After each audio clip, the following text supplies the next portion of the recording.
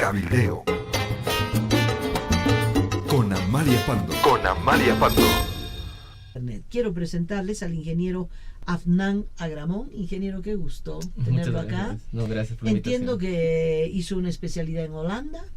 Sí, bueno, tuve la oportunidad de hacer una maestría en gestión de los servicios del agua. Y bueno, en gestión del agua, y me especialicé en la gestión de los servicios del agua. Hasta la guerra del gas, esta guerra que la libraron exitosamente los cochabambinos, recordemos que en el gobierno, si no me equivoco, Sánchez de Lozada, se entregó las empresas del agua a una empresa francesa, Aguas del Illimani, y Aguas del Illimani, como toda empresa que no tiene objetivos de beneficencia, sino el de ganancia, lo que hizo fue subir la tarifa del agua en Cochabamba, y eso desató esta guerra campal. El saldo de un jovencito muerto, casi un niño, se echó aguas del Tunari, y eso se trasladó a La Paz, se echó a aguas del Illimani, porque era evidente que había un déficit de conexiones de agua, especialmente en la ciudad de El Alto. Ese fue el inicio de la lucha del agua. ¿Qué repercusión tuvo esta lucha en Bolivia a nivel internacional? Lo que ocurre es que para el año 2000, cuando este evento ocurre, claro, las juntas vecinales y diferentes cooperativas de agua que se encuentran en los alrededores de la ciudad de Cochabamba lideran esta, digamos, llamada batalla en contra de la privatización de los servicios, siendo que las tarifas subieron y había una ambigua definición de los derechos propietarios, lo que afecta a todas las pequeñas cooperativas que se habían formado a través de grupos de vecinos que habían conformado estos sistemas. La repercusión que tiene este evento es a nivel global, siendo que se empieza a manejar un discurso en el cual se considera que el agua no puede ser un bien privado. Por otro lado, el discurso lo que promueve es que el agua sea considerado un bien común por sus características, siendo que es de carácter vital, al mismo tiempo tiene una dimensión social, espiritual, la cual incorpora otros elementos. Y también, bueno, la dimensión económica, ¿no?, que se añade a estos.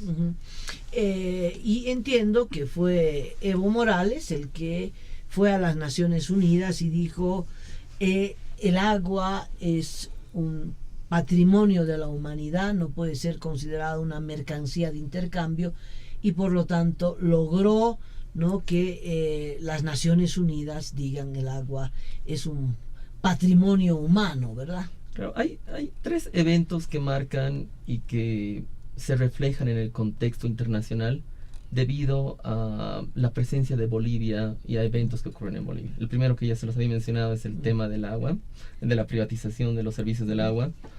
Como repercusión de este evento, la privatización se detiene a nivel mundial. En la actualidad, menos del 5% de la población mundial recibe agua de un operador privado.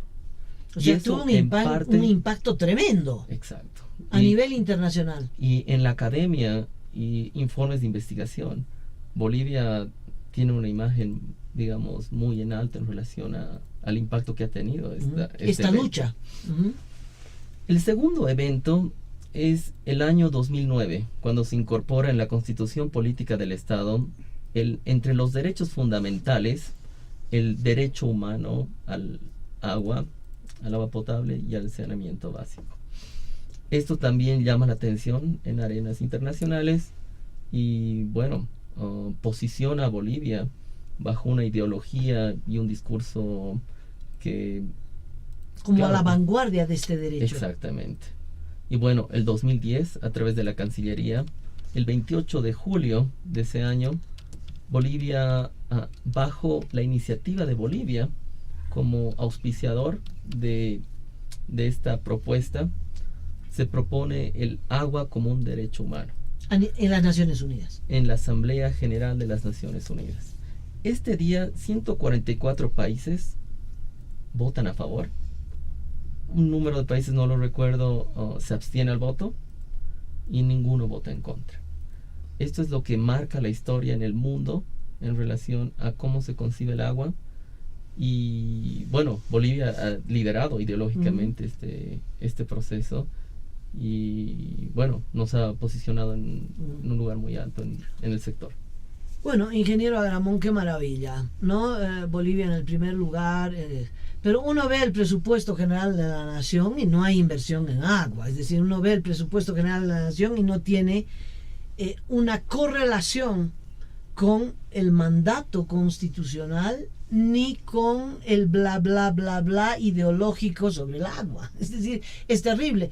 Me comentaste en la introducción que acababas de llegar de Holanda, ¿no? Me imagino que como boliviano en el estudio de esta materia has estado orgulloso de que tu país hubiera liderizado, ¿no?, prácticamente al planeta para que el agua no sea considerada una mercancía de intercambio ni un instrumento de lucro, sino un derecho humano. Y llegas aquí y no hay agua. Bueno, ideológicamente el avance ha sido enorme. Ha habido una propuesta la cual ha tenido repercusión a nivel mundial. Bravo, sí. Bravo, bravo. Sin embargo, pero no como ideología, no tomo ideología. Sin embargo, claro, todavía no hemos llegado a un punto en el cual podamos articular y hacer efectivo este proceso. Y bueno, también en el mismo planteamiento de las Naciones Unidas se define el derecho humano al agua, pero no se cuentan con los mecanismos o herramientas para hacer este proceso efectivo. Pero eso viene con los gobiernos, ¿no? Por supuesto, las autoridades locales tienen que resolver. Llevan responsabilidad en este tema, pero al mismo tiempo la sociedad civil también es responsable de cómo utiliza este recurso y el valor que le otorga.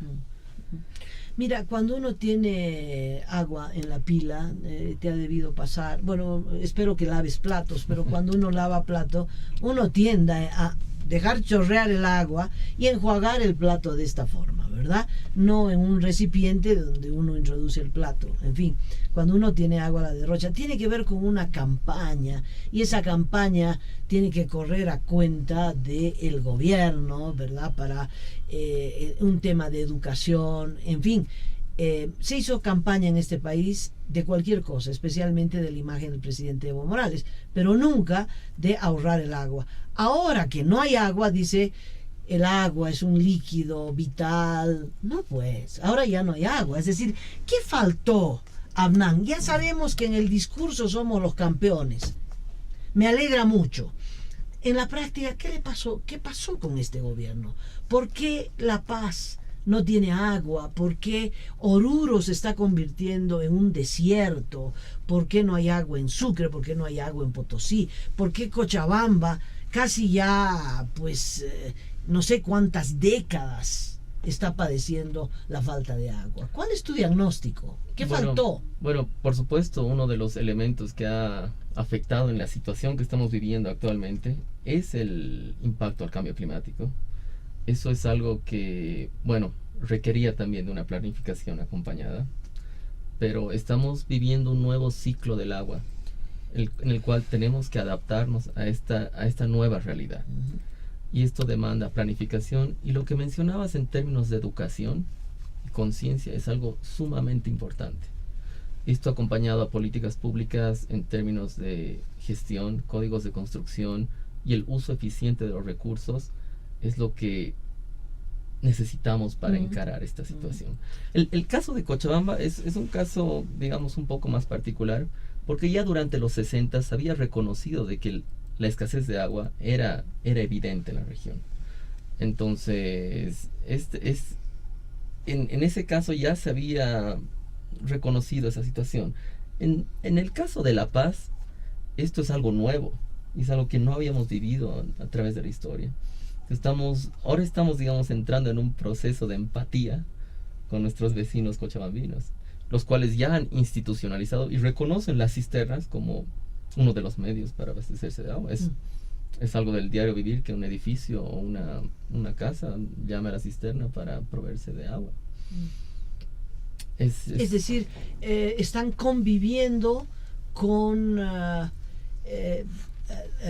esta escasez, que no es fruto de la naturaleza, Adnan. Yo empiezo a entender que tenemos una discrepancia, es decir, no es el calentamiento global, porque el calentamiento global es eso, global, hay en todo el mundo. Ciudades tan grandes, tan gigantescas por el número de habitantes, te digo San Paulo, te digo México, te digo Buenos Aires, no está abasteciéndose con cisternas. ¿Para qué vamos a ir tan lejos? Calentamiento global en el país nos afecta a todos. Santa Cruz, ¿no? Santa Cruz ha tomado previsiones, Santa Cruz tiene una empresa técnica, tal cual dice la palabra técnica, con ingenieros especializados, ¿verdad?, que han tomado medidas, y Santa Cruz dice: amigos de La Paz, nosotros tenemos agua hasta el 2040 y estamos haciendo todo lo posible para que por la eternidad el ciudadano cruceño tenga agua. En La Paz, mira, tú vas a donde se guarda el agua, a las represas, y cualquiera, yo siempre lo digo, un plomero, no un ingeniero, se daba cuenta de que venía una situación catastrófica. Hace 3 años se advirtió de que venía el fenómeno de la Niña, que venía la sequía y que iba a ser terrible para el país. Y el gobierno lo sabía, porque no es que le falte información, y no hizo absolutamente nada. Entonces, el calentamiento global, claro, ese es un fenómeno nuevo. Segundo, el gobierno tiene que reaccionar ante ese fenómeno nuevo, y no lo hizo. Entonces, ¿a quién le echo la culpa? Hay un agregado de elementos. No, desde mi perspectiva netamente académica en relación al tema, esto se debe a un agregado de elementos. Y por supuesto, uno de ellos es el cambio climático, que sí ha tenido un efecto en la disponibilidad de los recursos y los nuevos ciclos del clima que estamos viviendo. Por otro lado, sí hay una responsabilidad de las autoridades, y eso es algo claro, en torno a la planificación que se debería haber realizado en el sector. Pero, y por otro lado, también está la sociedad. Todos también somos responsables de cómo hemos derrochado este recurso. Sí, bueno, pero espera, no me eches la culpa al mismo nivel que la ministra del Agua. Espera, no me puedes poner en ese nivel. No, ciudadanos, ustedes son responsables, fríguense. No. Es decir, la ciudadanía derrocha porque había agua en abundancia, parecía que había agua en abundancia. El gobierno nunca dijo: señores, en 2 años vamos a entrar al racionamiento del agua. Por favor, a partir de hoy, ¿no?, vamos a empezar a racionar, o usted tiene que racionar. En fin, nada. Entonces no le echen la culpa a la ciudadanía. No. La ciudadanía reacciona de acuerdo a las directrices que le pone el gobierno. Para eso eligió un gobierno. No, exacto, pero no, todos cargamos a lo que me refiero. No, la factura la cargamos nosotros. Entre todos estos elementos se combinan para dar paso a esta situación. Comparto contigo en relación a que el grado de responsabilidad es diferente, pero este agregado de elementos da paso a esta situación. Es ese punto el que... No, está bien, en el carnaval anterior hemos jugado con globos, pero nadie dijo: señor, ese globo que usted está lanzando va a significar carestía dentro de 6 meses. Y bueno, esta situación también a lo que nos lleva es, y lo que mencionabas, cómo utilizamos el agua, nos lleva a generar un grado de conciencia diferente, ¿no? Y también a valorar el recurso de una manera distinta. Entonces es algo en lo que tenemos que trabajar, y el tema de educación, conciencia y el valor al recurso es algo muy importante. Dime una cosa, Abnan, ¿qué hacen otros países? ¿Qué tecnologías nuevas existen a propósito del agua?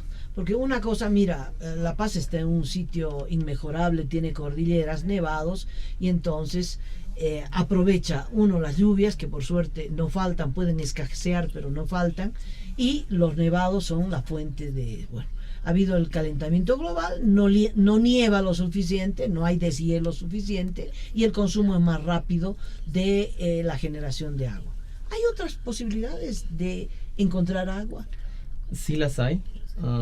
Lo que tenemos que promover es un uso, digamos, más eficiente, que todavía no lo hemos adoptado. Te doy algunos ejemplos. Por favor. Hay algunos estados en Georgia, en el estado de Georgia, en Estados Unidos, varias de las compañías de agua lo que promueven es el reuso de las aguas residuales. El agua residual lleva un proceso de tratamiento, tiene un grado de una calidad que no es apta para el consumo humano, sin embargo, se la puede utilizar para riego o para algunos sectores industriales. Ese es uno de los elementos. Otro caso, el caso del sur de España, Almería, se utiliza un sistema parecido. El agua residual es utilizada... El agua, por ejemplo, que usamos para lavar los platos, a lavarnos las manos, etcétera, no las alcantarillas. El agua de alcantarilla. El agua de alcantarilla también pasa se procesa. por un proceso de tratamiento. Esta agua adquiere un nivel de calidad que ya se lo puede utilizar, como te mencionaba, en este tipo de sectores. Para riego, algunos cultivos, y bueno, en el caso de Almería específico, en España, en el sur de España, el agua residual de las plantas de tratamiento no se lo vierte de nuevo a los ríos, se lo recircula e ingresa a los sistemas de riego que tienen grandes extensiones en la región. Entonces, exitosamente. Sí, ha sido muy exitoso y han encontrado los mecanismos y las tecnologías para hacer un uso eficiente del recurso. ¿En Almería cuántos habitantes habrá? La verdad desconozco. Hay mucha producción, sí, el sector productivo es muy grande. La población la extensión cultivada es muy grande. Exacto.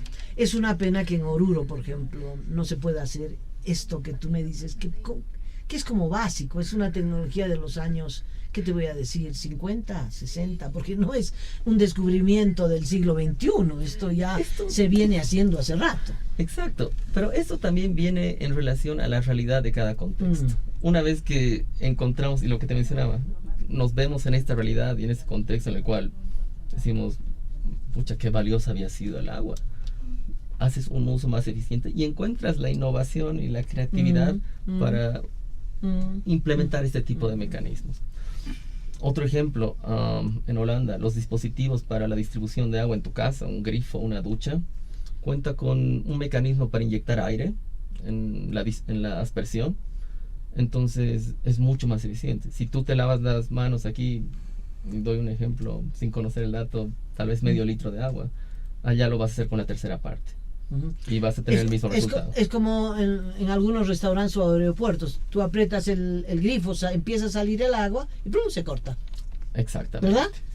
Tienes que apretar otra vez para terminar la hora, se corta. El agua no está corriendo todo el tiempo. Y entiendo que hay tanques de baño para el inodoro que son más eficientes con menos agua. Por supuesto, demandan menos agua, o los urinarios, que ahora se ha generado una nueva tecnología la cual no demanda el uso del agua. Entonces esa tecnología, en la situación en la que nos vemos, va a ser una necesidad. Esto acompañado a políticas públicas que promuevan este tipo de tecnologías. Ahora, mira, Amnan, está todo bien. Partamos del hecho de que la ciudadanía va a reaccionar positivamente a esto, de que es posible que paulatinamente, como comprenderás, no todos pueden cambiar el inodoro, ¿verdad?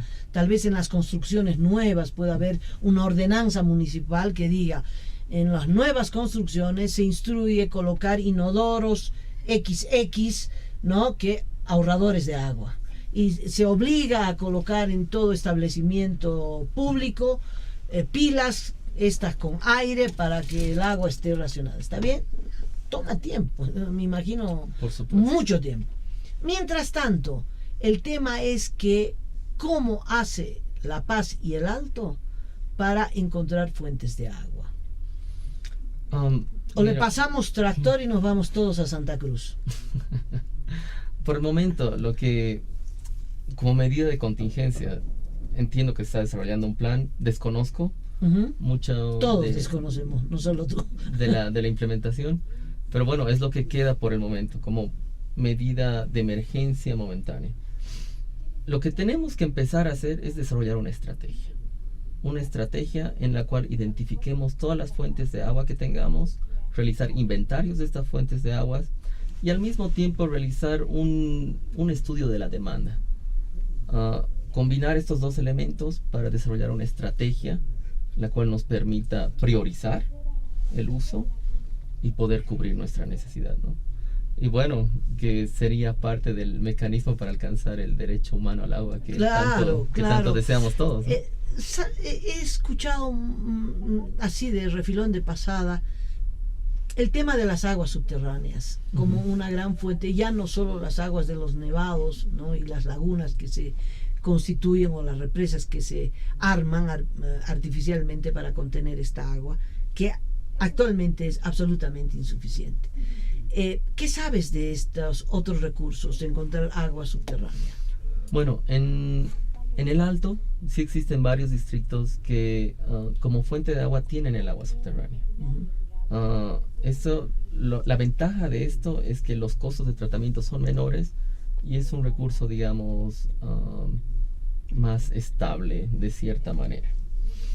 Es una alternativa, pero demanda también investigación y demanda un estudio para poder, digamos, proponer esto como una propuesta, como una alternativa. Amnan, el gobierno, justamente encontrando estas aguas subterráneas en el distrito 8 del Alto, piensa colocar una planta nuclear y aprovechar esas aguas en la planta nuclear.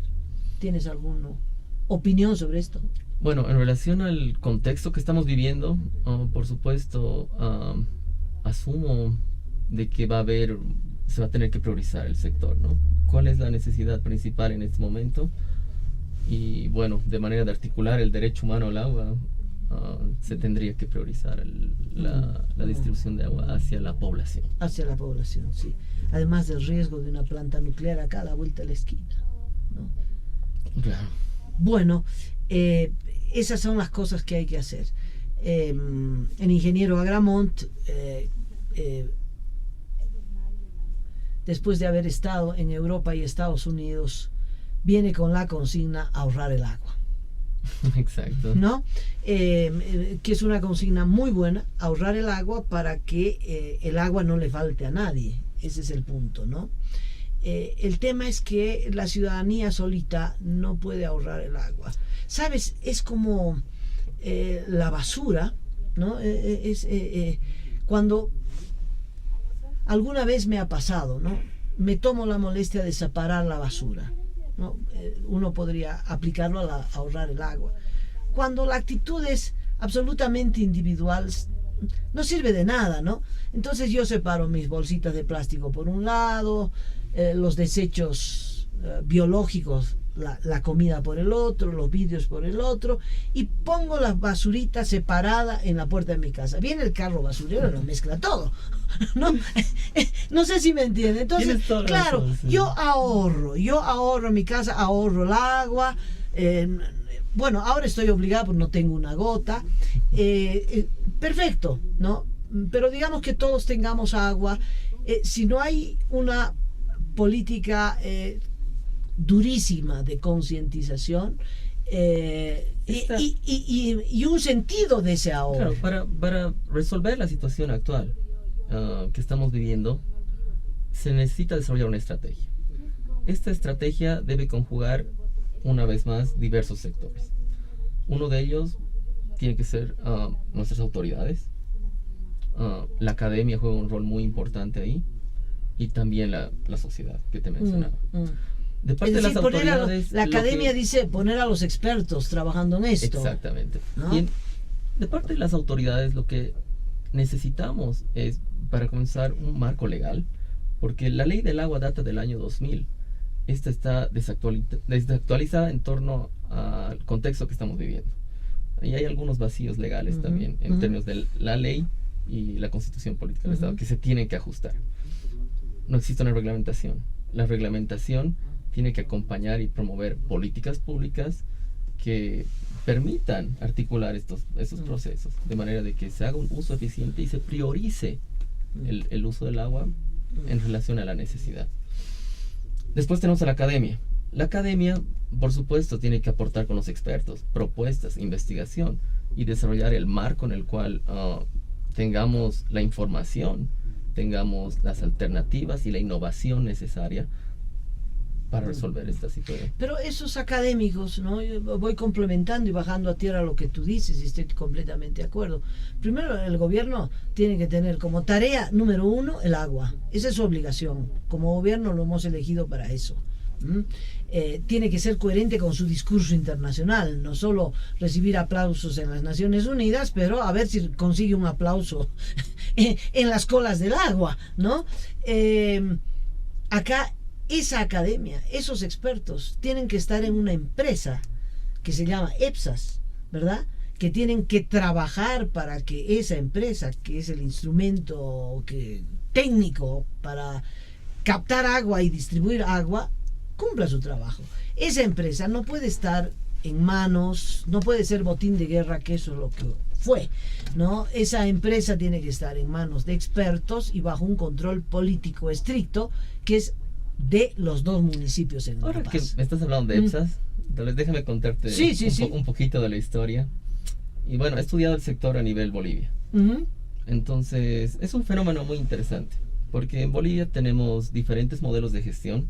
Tenemos la compañía Saguapac, que es una cooperativa, un modelo de gestión cooperativista muy eficiente, referente a nivel internacional. ¿Qué es la de Santa Cruz? Que es la de Santa Cruz.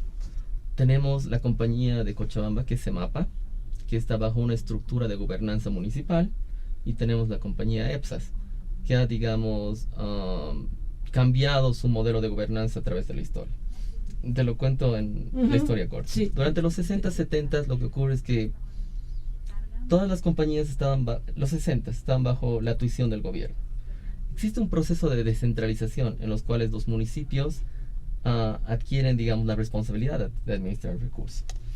Esto ocurre en La Paz y se crea la compañía Samapa. En Cochabamba se crea la compañía CEMAPA. Y en Santa Cruz, creo que ya era la compañía Saguapac la que se crea.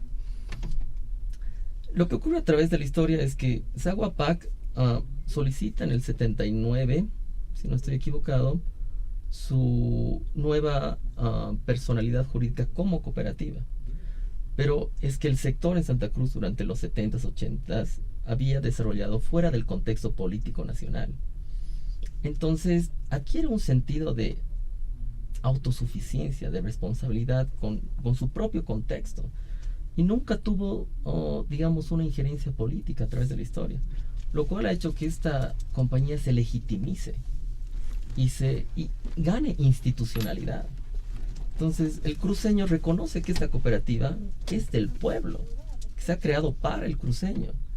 Y al mismo tiempo la compañía ha generado una cultura interna muy eficiente y responsable. Lo que ocurre en los casos de Cochabamba y La Paz es que a través de la historia ha existido mucha injerencia política. Y esto ha dañado su institucionalidad. No se ha consolidado una empresa, como mencionabas, con técnicos que hayan hecho carrera, que hayan ganado años de experiencia, que exista una estructura como institución sólida. Eso fue mientras existió Samapa, ¿no? Cuando el gobierno privatizó, entregó Samapa a los franceses y después se sacó a los franceses, EPSAS quedó en un limbo que le convino al gobierno central, porque entonces lo manejó como, reitero, botín de guerra, entregándolo a dirigentes leales al gobierno como una cuota de poder. Estos dirigentes de movimientos sociales pues no tenían la capacidad para manejar una empresa técnica, ¿no? Lo que hicieron fue cobrar el servicio y gastarse la plata, cobrar el servicio y gastarse la plata. Y aquí estamos, sin agua. Claro, el 2009 el 2007 se crea la empresa EPSAS como una empresa transitoria por 6 meses. Y sigue ahí, sigue transitoria. Sin embargo, claro, mantiene sus operaciones hasta el año 2013 bajo una estructura de una junta directiva que tenía, digamos, cierta alineación política, y el año 2013 se la interviene también bajo un periodo de 6 meses, periodo que sin embargo se ha prolongado hasta la actualidad, ¿no? En la cual han pasado diferentes interventores por diferentes situaciones que se han presentado dentro de la compañía. Tenemos 2 tragedias, Cotel y EPSAS. Obviamente EPSAS es una tragedia mayor.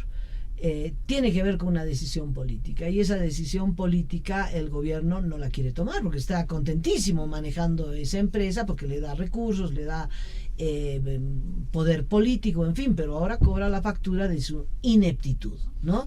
Esa empresa tendría que pasar inmediatamente a manos de las 2 alcaldías para que sea una responsabilidad política y para que estas alcaldías resuelvan el problema del agua de sus habitantes, como era Zamapa en algún tiempo, ¿no? Crear una empresa técnica eficiente donde los mejores ingenieros locales e internacionales estudien el drama del agua y busquen nuevas tecnologías para captar agua y sean los encargados de educar a la población en cómo se tiene que ahorrar el agua, ¿no? Eso queda clarísimo. Lo que nos dice, pero el gobierno no lo quiere hacer. Lo que nos dice la historia es que, y la historia en Bolivia, es que para alcanzar un sistema y tener una compañía eficiente requiere legitimizarse, además de ganar institucionalidad. Entonces, esto va a ser un requisito dentro de la estrategia que se deba plantear para solucionar la situación actual que estamos viviendo. Muy importante lo que dices. Es el requisito número 1, ¿no? Institucionalizar EPSAS. No puede ser transitorio, intervenido, ¿no? Donde los gerentes se nombran a dedo sin examen de competencia. Eso no puede seguir. Y es EPSAS el que tiene que pensar. Mire, el gobierno ha creado un gabinete del agua encabezado por el ministro de la presidencia, que es un militar. Silencio, no más comentarios. Ingeniero Agramont, muchas gracias por su visita. Amalia, te agradezco mucho la invitación y bueno. Por favor, cualquier idea, cualquier concepto que sea importante transmitirlo a la opinión, te ruego que nos llames, que vuelvas. Seguramente este tema no es de corto plazo, no es que el agua va a volver a los grifos la próxima semana, así llueva torrencialmente, el agua no volverá a los grifos, y entonces es un tema que va a demandar que los ingenieros sigan estudiando y sigan encontrando soluciones. Exacto, y bueno, y yo insisto, ¿no? También en la situación que estamos viviendo es también de suma importancia que nos pongamos la mano al pecho y pensemos en nuestros vecinos. Seamos responsables con ellos y intentemos hacer una mejor redistribución del recurso. En eso está el gabinete del agua, ¿no? Porque su tarea es distribuir lo poco que hay y por dónde recorren los cisternas, etcétera. Eso está bien, esa es la emergencia.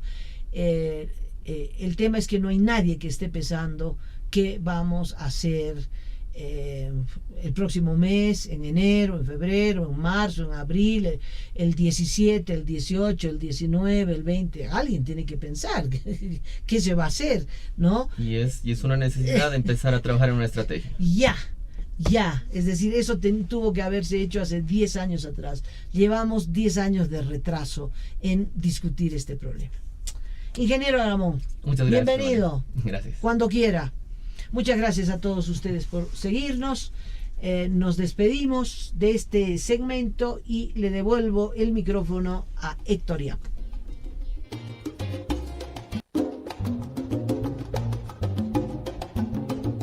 Cabildeo con Amalia Pando.